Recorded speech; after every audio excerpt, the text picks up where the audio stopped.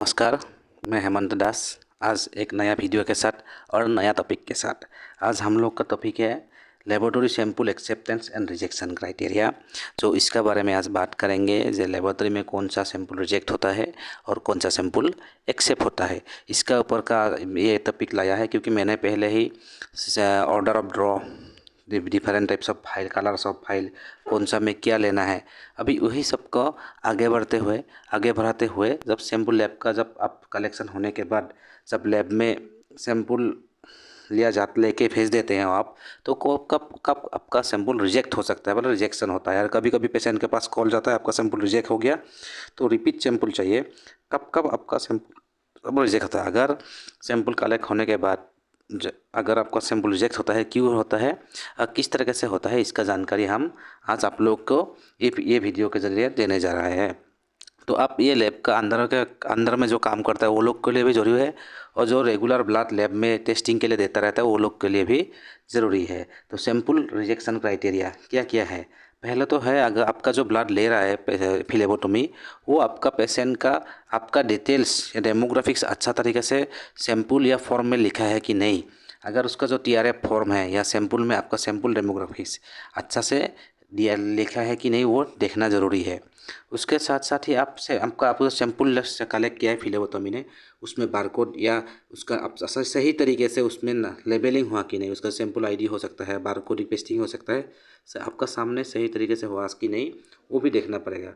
उसके साथ साथ इनकम्प्लीट अगर अगर आपका इसमें वो जो कुछ सही तरीके से नहीं पे आपका डेमोग्राफिक्स आपका डिटेल सही तरीके से नहीं लिखा है, तो उसका वो सैंपल आपका रिजेक्ट होगा। वो आपको लैब में जाने से, लैब में तो आपको आइडेंटिफिकेशन नहीं है कैसे टेस्टिंग होगा, इसलिए आपका सैंपल रिजेक्ट होगा उस दौरान अगर कुछ सही तरीके से नहीं है। और कलेक्शन के वजह टाइम में अगर आपका सैंपल इनसफिशियंट है और कलेक्शन के सेंट्रीफ्यूज करने के बाद देखा है आपका सैंपल हिमोलाइज और लाइपेमिक है, तब भी आपका सैंपल रिजेक्ट होगा लैब में। इनसफिशिएंट में तो जितना चाहिए, जितना मात्रा में सैंपल चाहिएगा टेस्टिंग के लिए उतना मात्रा में नहीं है, या सेंट्रीफ्यूज करने के बाद आपका हिमोलाइज हो गया, RBC टूट के मिक्स हो गया प्लाज्मा के साथ या सेराम के साथ, तो इसमें उसमें आपका होगा। यार किसी का बहुत लाइपेमिक है, जिसका बहुत लाइपेमिक है मतलब वो हेजीनेस है सैंपल में, वो भी लैब में सेंट्रीफ्यूजेशन के बाद आपका रिजेक्ट हो जाएगा। उसके बाद आपका आता है, अगर आप EDTA ब्लड लिया है, एंटीकोगुलेंट वाला ब्लड लिया है, एंटीकोगुलेंट जैसे आपका EDTA, sodium citrate, sodium fluoride, ESR, trisodium citrate रहने वाला, ये सब में अगर आपका ब्लड लेने का टाइम में ही प्रॉपर मिक्सिंग नहीं हुआ, तब भी आपका सैंपल रिजेक्ट हो सकता है। प्रॉपर मिक्सिंग नहीं होने से अंदर में क्लॉट हो जाएगा, और क्लॉट हो जाने से जो आपका हीमोग्लोबिन टेस्टिंग हो या कोई स्लाइड प्रिपेयर हो, तो उसको आप नहीं कर पाएगा, या आपका उसको, इसलिए आपको ये सैंपल रिजेक्ट होगा। जो एंटीकोगुलेंट वाला ब्लड सही तरीके से मिक्सिंग होना है। मेरा पहला वाला वीडियो जो सैंपल ऑर्डर ऑफ ड्रॉ और सैंपल कलेक्शन के बारे में था, उसमें दिया हुआ है कैसे मिक्सिंग करना चाहिए। तो ये जानकारी बहुत ज़रूरी है एक फिलेबोटोमी को भी और पेशेंट का भी। कब कब उसका सैंपल, एक पेशेंट का सैंपल रिजेक्ट हो सकता है? Improper storage and transportation. अगर आपका सैंपल सही से ले लिया, सही तरीके सब कुछ सही है, लेकिन ट्रांसपोर्टेशन का टाइम में लीक हो गया कैप, या इम्प्रॉपर स्टोरेज, अच्छा से स्टोरेज नहीं किया था, गर्मी में रख दिया कहीं ऐसी जगह में जहाँ से आपका सैंपल ख़राब हो सकता है। इस तरीके से भी आपका सैंपल रिजेक्ट हो सकता है। और अगर आपका लेना था शुगर का, ले लिया, हीमोग्लोबिन का EDTA में लेना था, फ्लोराइड फाइल में ले लिया आपका शुगर फाइल में, तब भी आपका सैंपल रिजेक्ट हो सकता है। अगर आपका EDTA ब्लड लेना था तो SST ले लिया या क्लोटेड ले लिया, तब के आपका सैंपल रिजेक्ट हो सकता है।